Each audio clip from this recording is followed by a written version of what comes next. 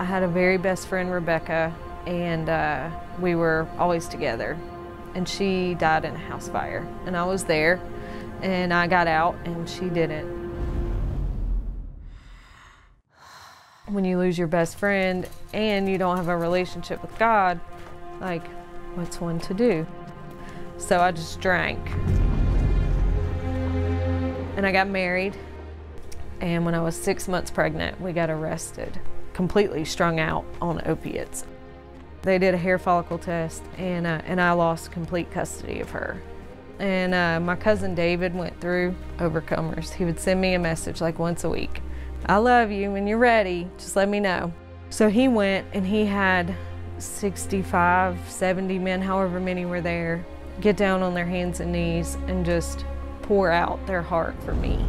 Coming into a shelter is often the last thing anybody wants to do. When your life is filled with pain and regret and fear and trauma, the weight of that door is often immense. In our isolation, it's often too much for us to bear. That Monday, my parents went and got me, and I went to detox. They dropped me off at this, David picked me up from detox. He brought me here.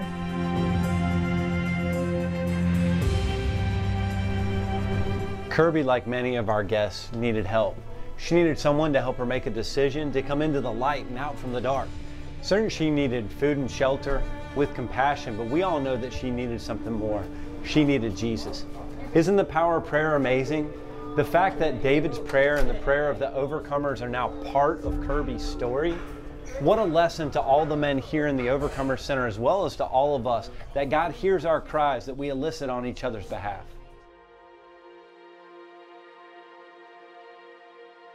I was here for like 6 or 8 weeks. I went to renewal in August, gave my life to the Lord. Like I never felt the love of Jesus until I came to Shepherd's Gate. I didn't know what that unconditional, like without expectations, just love, you know, was.